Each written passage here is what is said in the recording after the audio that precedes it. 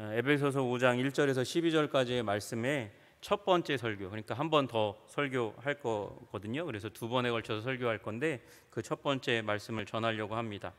여러분, 사도 바울은 지금 하나님의 복음과 율법, 그 관계에 대해서 명확하게 우리가 정확한 위치에 서야 된다고 말씀하고 계세요. 그러니까 율법을 알아야 되고 복음을 알아야 되는 거죠. 여러분, 율법은 하나님이 하나님의 백성을 거룩하게 하시기 위한 도구로 주신 것입니다. 하지만 율법 그 자체가 사람을 거룩하게 하지는 못합니다. 도구니까 율법은 그 자체가 목적이 아닙니다. 그 율법을 주신, 그래서 거룩하게 하시는 하나님이 이스라엘의 목적이어야 하는 거죠. 그래서 우리는 율법보다 더 하나님을 사랑하고 순종해야 합니다. 율법은 율법 따르는 자들을 직접 스스로 거룩하게 하지 못합니다. 자신을 거룩하게 하도록 동기부여하기 위해서 점검하는 거울과 같은 존재가 바로 율법입니다. 우리가 거울을 보잖아요. 거울은 우리 모습을 보게 만들죠. 그래서 더러운지 아닌지 점검하게 하고, 그리고 자각하게 하고, 그리고 더럽다면 어떤 조치를 취하게 만드는 도구가 바로 거울입니다. 여러분, 백설공주 보시면 나오는 중요한 대사가 있잖아요. 거울아 거울아 누가 세상에서 제일 이쁘니 물어보잖아요. 그런데 거울을 바라보고 거울아 거울아 누가 세상에서 제일 이쁘니 하고는 왜 이뻐지지 않지 한다면 정신병원 가야 돼요. 그죠? 아주 잘 돌봐주고 정신병원에 보내야 됩니다. 거울은 스스로 그 바라보는 대상을 이쁘게 만들지 못합니다. 이뻐지려면 어떻게 해야 됩니까? 꾸며야 되죠. 스스로 자기를 어느 정도 스스로 꾸며야 이 이쁜 정도가 이제 좀 업되는 거 아니겠습니까? 달라지는 거 아니겠어요? 여러분, 율법주의자는 그런 사람이에요. 자신을 이쁘게 만들기 위해서, 거룩하게 만들기 위해서 도구인 율법이 있어요. 그 율법을 바라보고 율법이 나를 거룩하게 만들 거야 생각하거나, 또는 조금 더한 율법주의자라면 이 율법을 바라보고 내가 스스로 나를 메이킹해야지, 나를 거룩하게 만들어야지, 그렇게 예뻐진다고 스스로 내가 할 수 있다고 믿고 자기를 거룩하게 하는 사람이 바로 율법주의자인 것이죠. 그런데 성경은 그렇게 말씀하시지 않잖아요. 에베소서 2장 8절에서 9절 너무나 잘 아는 말씀이지 않습니까? 너희는 그 은혜를 인하여 믿음으로 말미암아 구원을 얻었나니. 무엇으로요? 은혜. 믿음은요, 그 은혜 밑에 있는 거예요. 그 은혜를 받는 도구가 믿음인 거죠. 우리의 손, 그 은혜를 받는 손이 믿음인 거예요.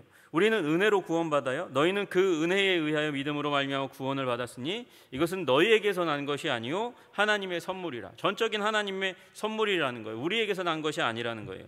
행위에서 난 것이 아니니, 행위에서 났지 않았다는 것은 우리가 율법에 순종하는 것에 의해서 구원이 나는 것이 아니라는 것입니다. 행위에서 난 것이 아니니 이는 누구든지 자랑치 못하게 하려 함이라. 여러분, 그런데 어느 정도 이상, 그 이상 예뻐지려면 어떻게 해야 됩니까? 사람이 내가 거울을 보고 어느 수준 이상으로 이뻐지려면 어떻게 해야 돼요? 내 수준으로 안 되니까 어떻게 해야 됩니까? 최명주 집사님 찾아가고 한수정 집사님 찾아가면 조금 내가 할 수 있는 그 이상 확실히 다른 수준으로 내가 달라질 수 있는 거 아니겠습니까? 율법에 대한 것도 마찬가지예요. 율법을 보고 자신의 삶을 돌이켜보면 어느 정도 내가 힘쓰고 애쓰면 어느 정도는 거룩해질 수 있습니다. 그런데 그게 어느 정도라는 거죠. 그 어느 정도가 구원에 이르지는 못한다는 게 문제예요. 구원에 이르는 믿음을 구원에 이르는 그런 삶을 우리가 누리려면, 죄로부터 완전히 깨끗해지려면 어떻게 해야 되냐면 거룩하게 하시는 이 하나님 앞에 나아가야 하는 것입니다. 하나님 앞에서만, 하나님이 주시는 그 은혜로 말미암아서만 우리는 거룩하게 되는 거죠. 여러분, 어린 자녀들이 있잖아요. 어린 자녀는 결코 더러워지게 될 수밖에 없는 거예요. 스스로 깨끗하게 되지 못합니다. 그렇게 되는 법은 없어요. 여러분, 어린 자녀가 오줌 싸고 똥 싸고 울고불고 뒹굴고 그렇게 살면서 더러워집니다. 그렇게 그냥 내버려 두면 깨끗해지는 법이 결코 없어요. 그냥 더러워지는 거예요. 아기는 그렇게 되어 있어요.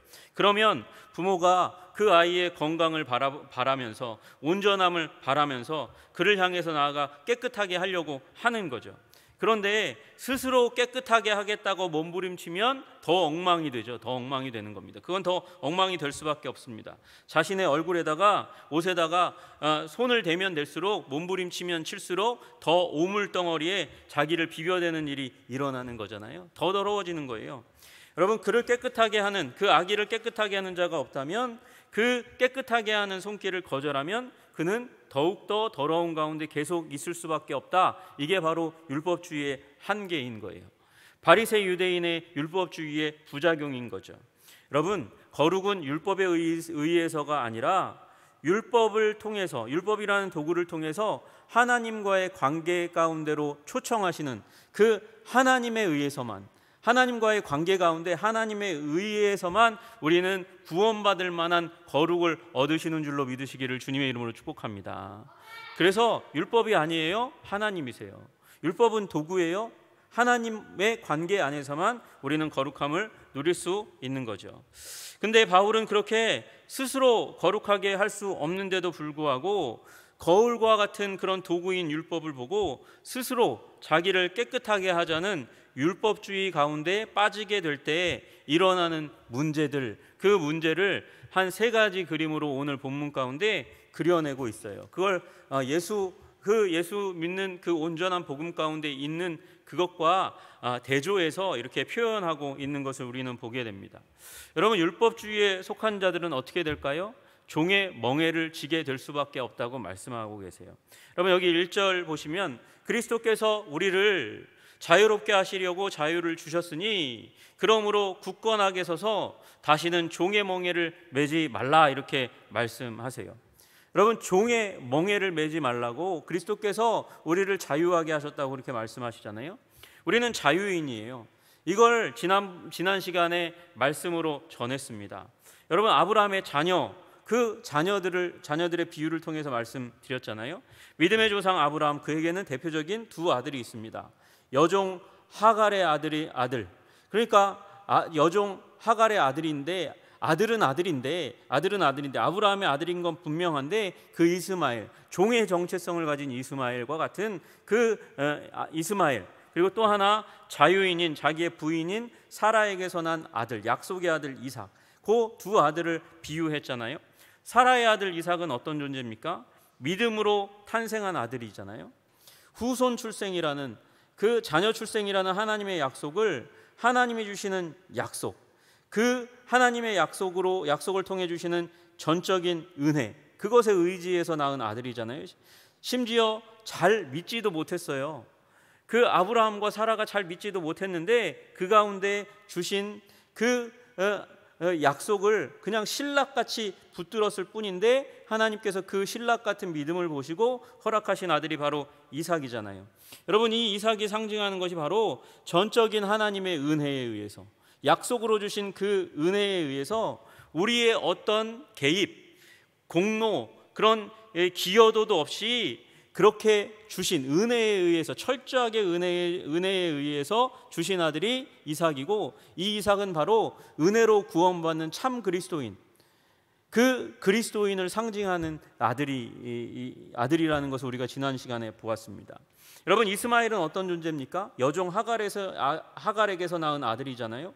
후손 출생이라는 하나님의 약속을 이제 더 이상 늦추면 아브라함이 아들을 낳을, 생산할 수 있는 능력이 점점 사라지고 결국 없어질 것이니까, 그러니까 하나님께서 하실 수 없게 되는 그 지경 가운데 가지 않도록 우리가 방책을 내어서, 우리가 기여해서, 우리가 방법을 내어서, 그래서 이제 그 방법 가운데 하나로 얻은 것이 여종 하갈과 동침해서 아들을 낳으시라, 그렇게 계획해서 이 아브라함과 동침하도록 해서 낳은 아들이 바로 이스마엘 아닙니까? 인간적인 계획과 노력으로 하나님의 구원에, 하나님의 약속의 은혜에 기여하려고 하는 그런 율법주의자들이 상징하는 아들이 바로 이스마엘인 거예요.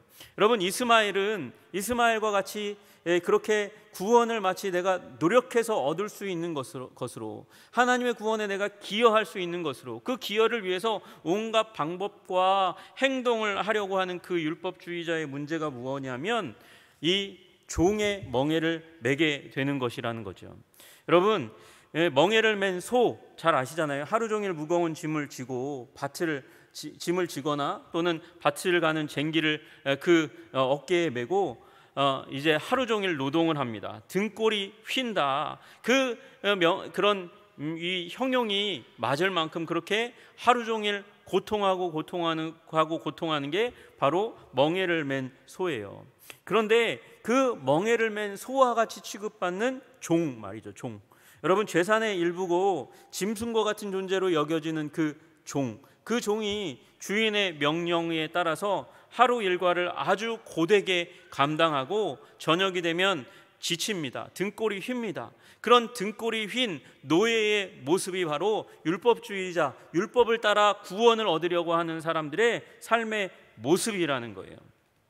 율법을 주인으로 모시는 자의 모습이라는 것이죠. 가혹하고 감당할 수 없는 노동과 과제를 준 주인의 명, 그것을 수행해요. 그리고 수행하고도 그 저녁에 혹시 내가 까먹어서 잊어버려서 수행하지 못한 것이 무엇인지 노심초사해야 하는 그 노예, 주인의 마음에 들지 못한 것이 무엇이 있을까? 내 모양 가운데 그런 모습이 어떤 게 있을까? 떨고 떠는 그 노예 종의 모습이 바로 율법주의자, 율법으로 구원받으려고 하는 사람들의 모습이라고 이야기하는 거죠. 뭐예요? 죄책감에 시달리는 거예요. 율법의 요구에 등골이 휘도록 그렇게 애쓰고 힘쓰고 노력하고도 저녁이 되면 죄책감에 시달리는 게 바로 율법주의자의 모습이라는 것입니다. 여러분, 만약에 율법을 따르고도 율법주의자이면서도 불구하고 이런 모습에 안 간다, 이런 모습에 속하지 않는다, 그렇다면 율법이 얼마나 무서운지 얼마나 철저한지 잘 모르는 거죠. 여러분, 여기 말씀하신 대로 할례를 받으면 어떻게 됩니까? 할례를 받으면 그 할례뿐만 아니라 나머지 모든 율법을 다 지켜야 되는 게 율법주의자의 운명이니까 그 철저한 가혹한 통치를 잘 알지 못하는 사람이라는 거예요. 그리고 율법의 요구를 다 따르고 있다고 혹시 속이는 사람일지 모르는 거예요. 그렇게 이 율법주의의 고됨을 느끼지 못하는 사람은요. 그러나 그리스도의 사람은 자유한 사람입니다. 그리스도 안에서 자유한 자. 여러분, 그 자유를 누리는 자가 뭐하러 등골 휘게 쟁기질을 하는 그 짐을 옮기고 그리고 저녁에는 죄책감 가운데 시달리는 노예가 될 필요가 있겠습니까? 여러분, 그러므로 율법주의자의 그 모습, 짐을 지고 멍에를 메고 그렇게 노력하고 고되고 죄책감 가운데 시달리는 노예의 모습 가운데 돌아가지 않도록 바울은 뭐 하라고요? 버티라고 말씀하시는 거예요. 그리스도께서 우리를 자유롭게 하려고 자유를 주셨으니 그러므로 굳건하게 서서 다시는 종의 멍에를 매지 말라. 여러분, 율법은 우리를 죄의 종, 율법의 종 만들기 위해서 멍에를 지우고 끌고 가려고 한다는 거예요. 그러면 그거에 대해서 버티고 서서 그걸 끝까지 거부하는 모습 가운데 서야 된다, 그렇게 말씀하고 계시는 거죠. 여러분, 율법주의의 멍에 가운데 들어가지 않으시기를 주님의 이름으로 축복합니다. 자유를 누리시는 여러분 되시기를 주님의 이름으로 축복합니다. 여러분, 하나님이 우리들에게 성령으로 말미암아 주신 자유가 있어요. 그 자유를 누리는 하나님의 아들의 삶을 살라고 말씀하시는 것이죠.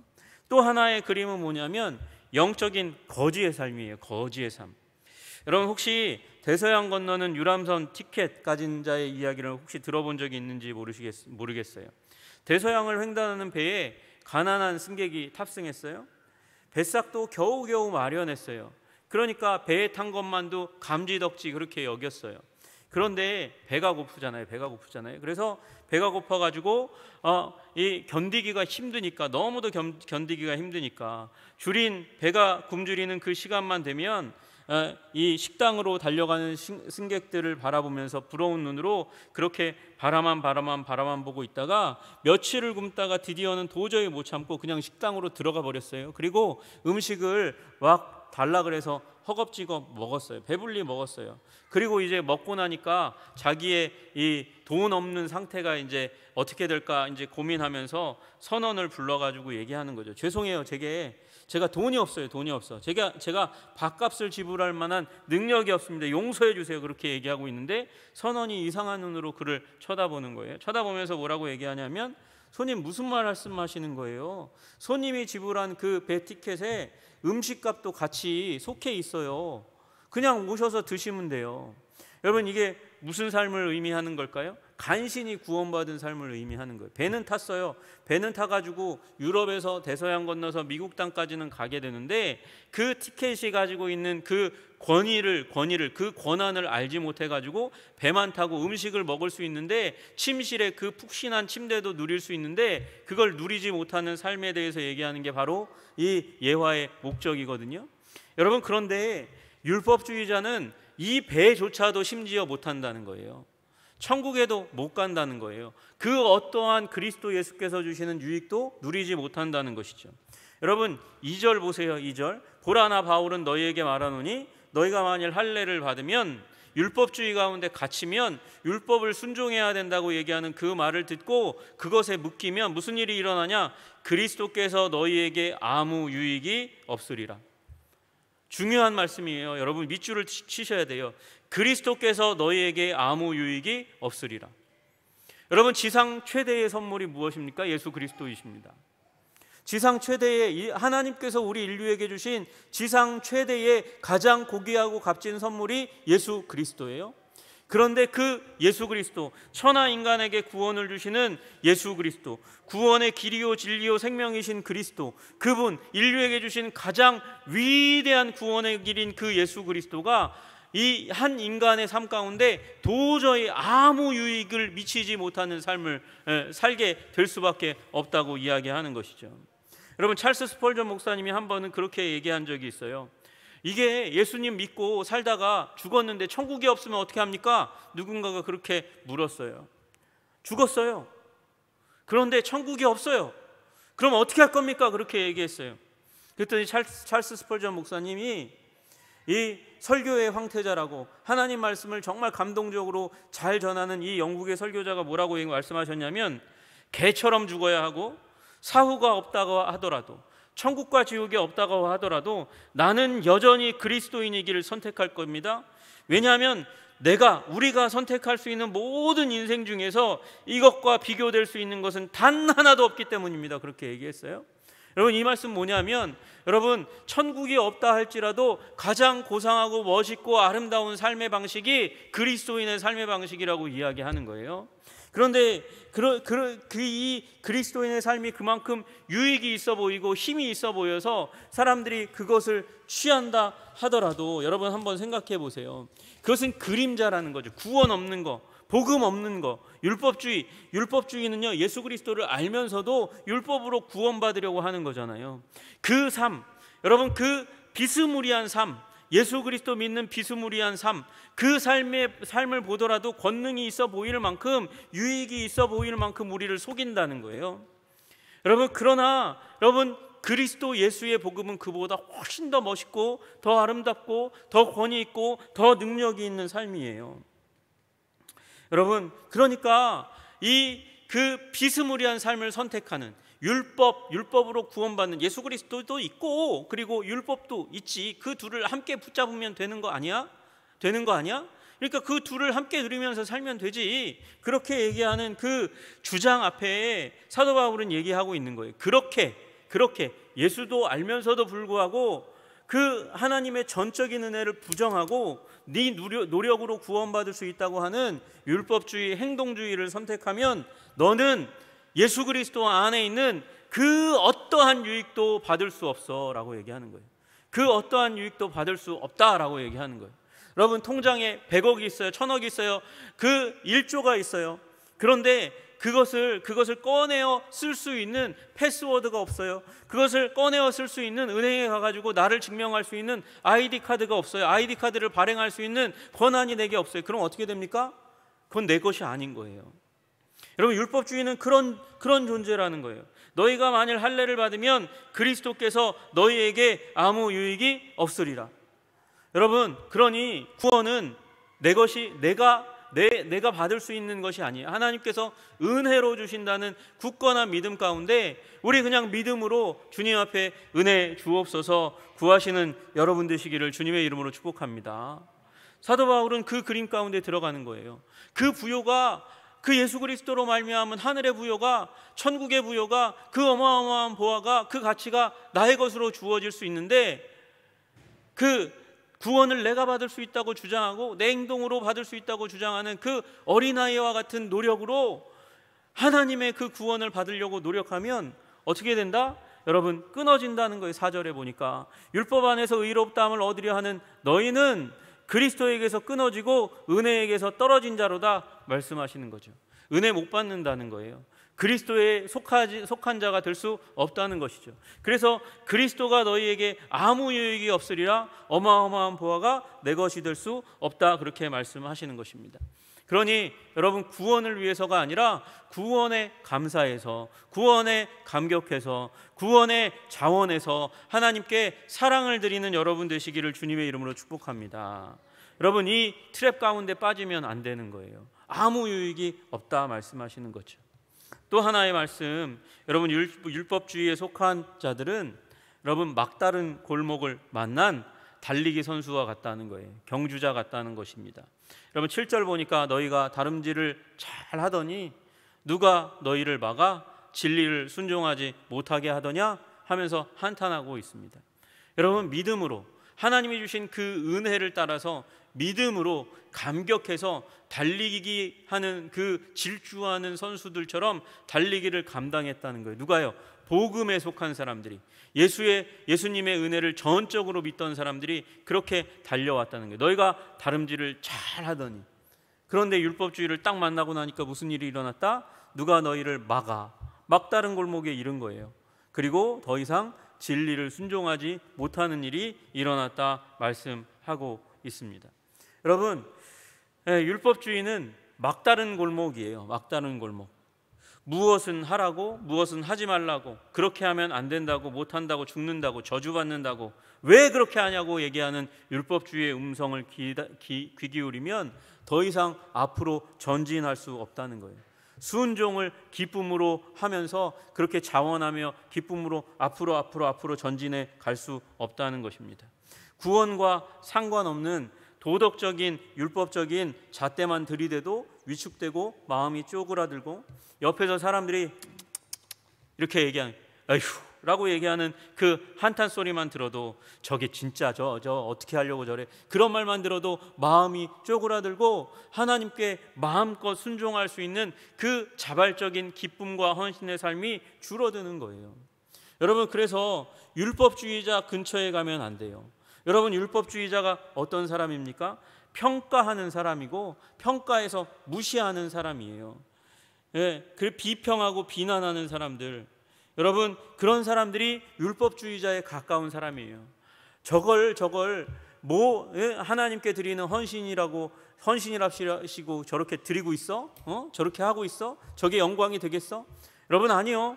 주님은 우리에게 프로페셔널을 원하시는 게 아니고 순수한 사랑을 원하시는 하나님이세요. 잘 못해도 상관없어요. 저는 하나님의 교회가 자원하는 공동체가 되어야 된다고 믿어요. 여러분, 우리 로버트 콜만 교수님의, 목사님의, 저는 그 예화가 잊혀지지가 않아요. 그럼 그분이 여름 땡볕에 가든에서, 이 마당에서 이 잔디를 깎고 이 마당을 수선하는 그 일을 하고 있는데, 아직 어린 손자가 그 할아버지를 위한다고 그렇게 할아버지가 목마를까 싶어가지고 그 잔에다가 물을 떠다가 할아버지 드세요 그러면서 그 물을 떠다가 갖다 드렸다는 거예요. 그런데 할아버지가 그 손자의 손에 들고 있는 그 컵을 받아드니까 그 컵이 어땠냐면 설거지를 하지 않아서 오물이 묻어있는 컵이에요. 지금 땡볕인데 더워 죽겠는데, 그러니까 차가운 물을 마셔도, 냉수를 마셔도 시원찮을 판에 그 손자가 가지고 떠온 물이 뜨뜻한 물이에요. 환장할 노릇이죠. 그러나 여러분, 이 로버트 콜만 목사님이 얘기하는 거죠. 여러분, 그 아들이 가지고 있는, 그 손자가 가지고 있는 할아버지를 향한 순전한 사랑만큼은 무시할 수 없는 거잖아요. 그리고 그 할아버지를 향한 그 사랑의 마음으로 가지고 온 그 잔을 무시하고 야단칠 수 없는 거잖아요. 율법주의자는 그걸 가지고 야단치죠. 그러나 우리 하나님은 율법주의자가 아니에요. 은혜주의자세요. 그래서 하나님은 우리의 자원하여 사랑으로 드린 그 어떠한 섬김과 사랑도 기쁨으로 받으시는 하나님이신 줄로 믿으시기를 주님의 이름으로 축복합니다. 여러분, 우리 하나님은 율법주의자가 아니세요. 우리 하고 있는 그 행동 하나하나를 낱낱이 따지고 평가하고 무시하고 그리고 비평하고 비난하고 그리고 그 목줄기를 들어다가 저 땅에 패대기 치는 그런 율법주의자가 아니시고, 우리 하나님은 은혜주의자셔서 그 하나님을 사랑하는 자, 곧 그 뜻대로 부르심을 입은 자들에게 모든 것을 합하여 합력하여 선을 이루시고 구원을 이루시는 하나님이신 줄로 믿으시기를 주님의 이름으로 축복합니다. 여러분, 그래서 우리 그 율법의 놀라운 은혜 가운데 들어가서 여러분 순종의 달리기, 기쁨의 달리기, 헌신의 달리기를 그렇게 열심을 향해서 달려갈 수 있는 여러분 되시기를 주님의 이름으로 축복합니다. 율법주의의 트랩에 이렇게 갇히게 되면 막다른 골목에 막힌다니까요. 이 한 발 내딛는데 그 한 발 내딛는 것으로 율법의 어떤 조항, 율법의 이 조항 저 조항, 규례의 이 조항 저 조항 이렇게 어기면 어떻게 하나, 그렇게 걱정하고 근심하고 아파하고 사람들이 어떻게 평가하고 어떻게 나를 그렇게 잣대로 그렇게 무시하고 땅에 떨어뜨릴까, 그렇게 고민하는 그 율법주의로는 우리의 삶을 풍요하고 부유하게 살아낼 수 없는 것입니다. 여러분, 그러니 여러분 율법주의에 속하지 마시고 예수 그리스도 안에 있는 은혜주의에 속하시는 여러분 되시기를 주님의 이름으로 축복합니다. 여러분, 율법주의에 속하면 이렇게 된다, 사도 바울이 가르쳐 주고 있어요. 그 가혹하고 고단한 영적인 중노동, 무거운 노동, 그 무거운 노동, 중노동 하다가 죽는 노동 가운데 들어가는 게 율법주의자의 한계인 거예요. 율법주의자의 한계는 무엇입니까? 말씀드린 바대로 영적인 파산 상태로 들어가는 거예요. 그리스도, 그분이 어떠한 유익도 우리의 삶에 영향 미칠 수 없는 그 삶 가운데 들어가는 거죠. 그리고 순전한 기쁨과 사랑을 드릴 수 있는 순종의 삶에서 이제는 더 이상 한 발자국도 내딛기가 겁나고 두려운 그 삶 가운데 들어가는 게 율법주의에 덧친 것입니다. 여러분, 그 가운데서 우리 들어가지 않도록 그렇게 강력하게 바울을 통해서, 갈라디아서를 통해서 우리에게 말씀하시는 그 하나님의 음성 들으시고 우리 자유의 사람 되시기를 주님의 이름으로 축복합니다. 영적인 부요를, 그 풍성한 부요를 받아 누리시는 여러분 되시기를 주님의 이름으로 축복합니다. 기쁨의 질주, 믿음의 질주, 그 질주를 계속해서 주님 앞에 펼쳐가시는 여러분과 제가 되기를 주님의 이름으로 축복합니다. 기도하겠습니다. 존귀와 영광과 찬양을 받으시기에 합당하신 주님, 그렇습니다. 우리 그 중노동의 삶 가운데, 멍에를 매는 종의 삶 가운데, 그 죄책감 가운데 부들부들 떠는 삶 가운데 들어가지 않도록 주님 도와주시옵소서. 영적인 자원이 없는 그 영적인 파산 상태 가운데 들어가지 않도록 주님 도와주시고, 우리로 막다른 골목에 머무르는 그 믿음의 경주자가 되지 않도록 주님 도와주시옵소서. 율법주의를 경계하며 하나님 율법주의 평가주의가 우리 교회에 전혀 발붙이지 않도록 주님께서 도와주시고 오직 은혜의 주장만이 가득한 교회 될 수 있도록 주님 도와주시고 인도하여 주시옵소서. 우리 한성교회를 그렇게 아름다운 믿음의 교회, 은혜의 교회, 주님 사랑 넘치는 교회 되게 하실 줄로 믿고 감사드리며 예수님 이름 받들어 기도드리옵나이다. 아멘.